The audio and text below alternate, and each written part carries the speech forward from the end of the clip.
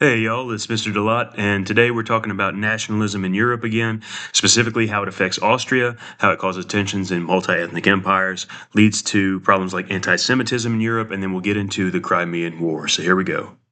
And so, firstly, in Austria, there's a major push for self determination by pretty much every ethnic group in multi ethnic empires, especially in Austria. Remember, there's a ton of people in the Balkans and Eastern Europe that are not ethnically German and don't like being ruled over by the Austrian German minority, right? And ultimately, it's the 1848 revolution in Austria that forces the conservatives like Metternich to yield power to a bunch of nationalist groups. Metternich is forced to step down, and they create, first of all, the dual monarchy in Austria. This is the important part. The Austrian government pretty much completely fails to suppress Hungarian specifically revolt, Hungarian culture and nationalism is on the rise. Like the Hungarians have a huge percentage of the population of Austria. They want at least equal footing with the German Austrians, right? They want their own parliament and everything, and ultimately that is what they get. Is they get a split monarchy where the new Austrian emperor Franz Joseph is going to be the king of Austria and the king of Hungary at the same time. They make this in 1867 with a compromise called the Ausgleich. This establishes again the dual monarchy with the Hungarians being equal-ish, but it recognizes their political power and this massive section, this region of the Austrian Empire that's controlled by ethnic Magyars, right? Hungarians. It's the biggest minority in the empire, and therefore they get the most rights besides the Austrians. And ultimately, they have the same two governments. It's more of a formality than anything. They have the same ministers, etc., under Franz Joseph. But the Hungarians have more autonomy, and they at least feel a little bit better about this. But they've got two capitals, two official languages, German and Hungarian, right? But it does enhance the nationalism for other minority groups in the Austrian Empire, right? The Hungarians get this, and then the Serbs, the Romanians, the Slovaks, the Ruthenians, like everybody else wants autonomy too. There's a lot more clamor for reform after this. And all of them are still neglected by the Austrian and Hungarian rulers. Okay, specifically, it's the Czechs and the Poles that get left out. These are huge groups that aren't even allowed like their own official languages that have millions of people in this empire. Anyway, it ultimately boils down to essentially a failed attempt to stabilize the government, which Austria-Hungary officially at this point is going to just kind of limp along through World War One, and we'll get into some of the problems with them later. But you do need to know that it is technically Austria-Hungary, not just Austria, and Franz Joseph is the emperor, and he's going to be around for a really long time. He's there from 1848 all the way to 1916. Since we're talking about Austria, this is one of the places that's probably the most anti-Semitic in Europe in the lead up to the World Wars. Anti-Semitism in Europe goes back a long time, at least to the medieval period. And it was really intense in the 1500s, the 1600s, with expulsions from England, France, Spain, almost everywhere in Western Europe. And so most Jews actually ended up settling in Eastern Europe. There was a massive population by the time we get to the Industrial Revolution. But they don't get treated equally in Italy or Austria or Russia or anywhere else in Eastern Europe. They're forced to live in specific areas. There's curfews. Typically, they have limited property ownership, limited legal status. They probably aren't full citizens because, like we've talked about before, the Jews as an outgroup are an easy target for governments that are looking for a scapegoat for any other problems that are going on.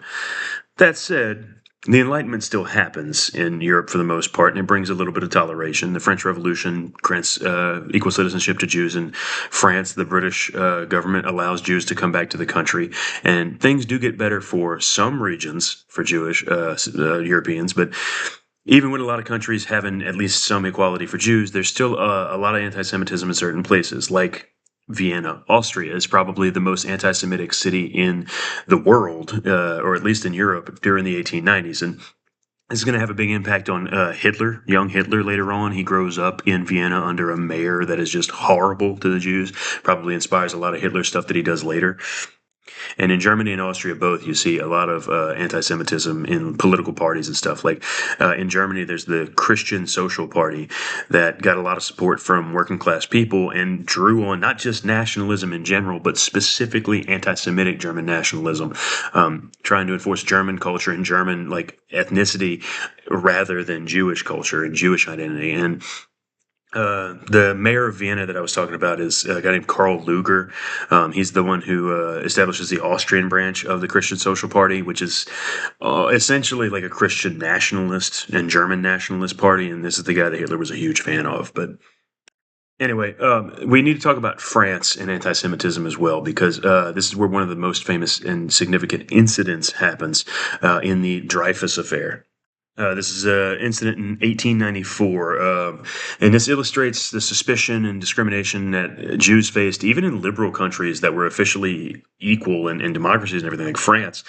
There's a French army captain, a guy named Alfred Dreyfus, who gets accused of treason and espionage and being a spy, and he gets convicted with essentially zero evidence. It's at best circumstantial. There's no reason that this guy's guilty, and he gets sentenced to horrible exile in Guyana on a place called Devil's Island.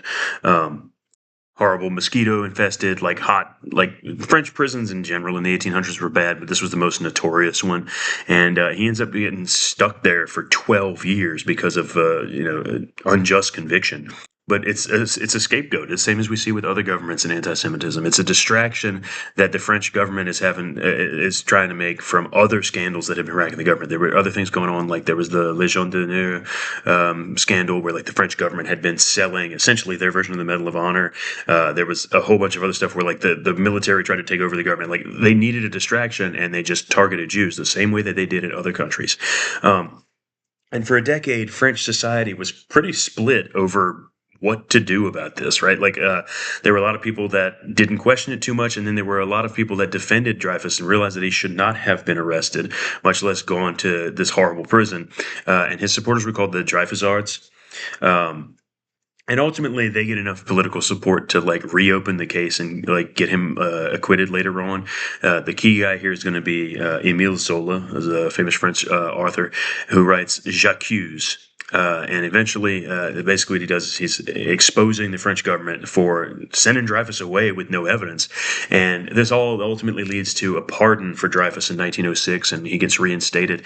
But I mean, while he goes back into the French army, I mean, this guy is treated horribly by the French government. Like, he publicly gets humiliated. He has all of his ranks and everything and his awards stripped off of his uniform in front of everybody. He has his sword broken over one of the other guy's knees. I mean, he is just horribly handled by the French government. He spends 12 years on a prison island.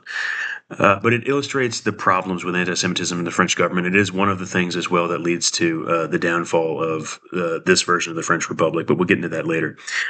And because things have been so bad for Jews kind of around Europe, there's going to be some Jewish nationalism as well, which makes sense. Everybody's treating you bad. What do? You're going to make your own country. And that's where Zionism comes in. This is essentially just a reaction to the centuries of anti-Semitism everywhere. The Jews want a homeland. There were a lot of people speculating about where this was going to be, like maybe South America or somewhere in Africa. That's not really, like, there's all colonies and everything. But no, that's not going to do it. Everybody knows that when the Jews make their own country, it's going to be somewhere around the city of Jerusalem, right? The ancient homeland, the ancient country of Israel. And the key figure here is going to be Theodor Herzl. He writes Der Judenstaat in 1895, where he declares that all Jews had rights to ethnic and religious homeland, and he specifically starts pushing for the creation of what will become, again, the country Israel later on. Although that doesn't happen until after World War I. They make the British make the Balfour Declaration in 1917, promising to establish a Jewish homeland, and then in 1948, the United Nations creates Israel, and we'll get into the issues that causes later. Anyway, we need to move on a little bit and get started with 7.3 with national unification and other diplomatic tensions that are happening because of nationalism. And I'll just talk about the Crimean War for a second before we get into German and Italian unification and the ramifications of the Crimean War and the new international relations. So first off, causes, right? It's the same as everything else that happens from 1815 to 1914. It's all about the maintenance of the balance of power. You guessed it, right? There's a lot of Russian ambition in the Balkans, in Southeastern Europe, in the Caucasus, between the Caspian Sea and the Black Sea, between Russia and Turkey. And the Russians specifically have designs on Crimea, the Crimean Peninsula, plus tax, that Russia still has the desire for. Remember, they invaded back in 2014. They still have it right now.